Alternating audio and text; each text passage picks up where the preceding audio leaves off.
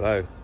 So if your door's getting a bit stiff, chances are one of your rollers gone. In my case, it's this middle one. So we're going to take this middle one out and we're going to replace the rollers. You can replace the whole mechanism or you can just change the rollers. In this case, I'm just going to do the rollers. There's these little rubber tabs. You need to pull these out and then you'll be able to retract this roller. It might be a bit too high because you can see it's going downhill. I might have to adjust my block down here. I'm going to do that and then get this roller out, then we can repair it. So I was able to pull the roller out without adjusting this block. So now what I've got to do is I've got to take off this off the end of the runner, this little cap, and then I'll be able to roll the runner all the way down there, take it off, repair it, put it all back. While I've got it off, I'm going to give it a good clean. I'm going to give a clean in this hole as well, it's filthy in there, and then we'll get all this rebuilt and put back in. As I opened the door from the inside, I lifted it and rolled it out. And now I've placed it on this block so that I can take this roller out without the door dropping. Also, if the door's hanging down, you won't be able to get the roller out because it'll be twisted. So I've now removed the bolts. They look like that. So whilst undoing the bolts, you need to try and hold the door somehow. I put my hand in here with a glove on and lifted it up a bit just to take the weight off of the rollers as I undone the bolts. So to remove the mechanism, there's 3 bolts here. T40 in the middle or a 13mm socket, whichever you have, to remove these. So I'm going to get these taken out and then remove the mechanism from the door. So I started by giving everything a wipe down, get all the bulk of the grease and crap off of it. You don't need to remove this piece, but I have. So I'm going to give everything a clean down. I removed this just to clean it, just give it a wipe down. So what I'm going to do now is remove the defective part. If you're changing the whole mechanism, then you don't need to do this. It's ready to go. But I'm just going to change this. These are pressed in there. I do have spare ones of these, but they're not in bad condition. They're sort of pressed on, so I'm going to leave them. Just change this. So I think it's a 10mm bolt, so I'm going to take that out. Then I'm going to give it all a clean down, and then I'll reassemble it, grease it, and then put it back in.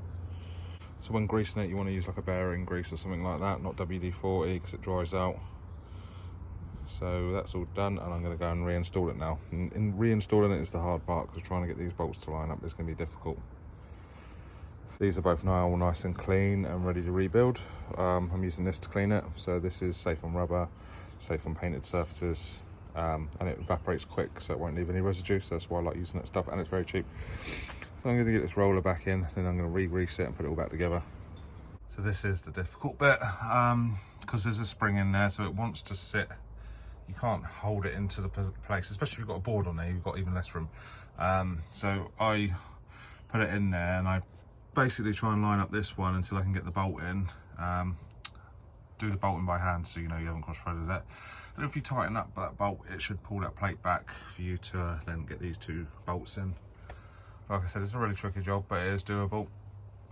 I actually greased the inside before I put it on. Then I removed these caps and grease, cleaned out the old grease, and put new grease in there. I'm just going to put these little caps back in now, and then we're ready to refit it. The bolts are all tight now, so now we've got to try and adjust the height. So the door works nicely, but it doesn't catch on the latch, and that's probably because the weight of the door is pulling it down. So it's hitting on that latch there at the top. So what I need to do now is loosen off the bolts and try and lift this door up, and then tighten them back up again. So yeah, I'm just turning this by hand, and then you can just see that they are now coming into line. Now I should be able to get them bolts in. There's like locating pins down there. As long as you've got the door on something that's about the right height, you should be good. So I'm going to get these 2 bolts in, and I'm not going to tighten them all the way up because I climbed in through the back here to get in this time. Once I've got the bolts in, then I am going to go outside and take that block out, because once I tighten the door up, it's going to jam that block in there probably. At the moment, when the bolts are loose, there's a bit of movement, so that's what I'm going to do. The tricky thing is about this is the door has to be closed so you can get to the bolt. So I'm going to close the door from the inside, and then I'm just going to get someone to put a light bit of pressure on this block of wood just to stop it from dropping as I undo the bolts. The way I got it to line up was I put my hand in this hole and I pulled the door up until this was in line.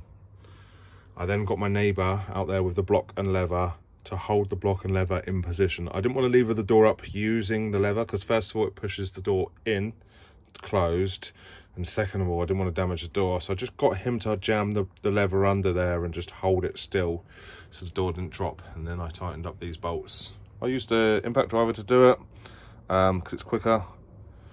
After they were tight, I then closed the door and I just used my socket to do the correct torque. I don't know what the actual torque setting is, but I know how it should feel for a 13mm bolt. I will try and find the torque settings and check them later. I'll put it in the video if I do find them. Final job is just to reinstall the end cap, bit of copper grease on the threads because it's an external bolt, and then that'll be job done. I used to have to really not pull the handle, but pull it hard that way, but now it just goes nice and easily.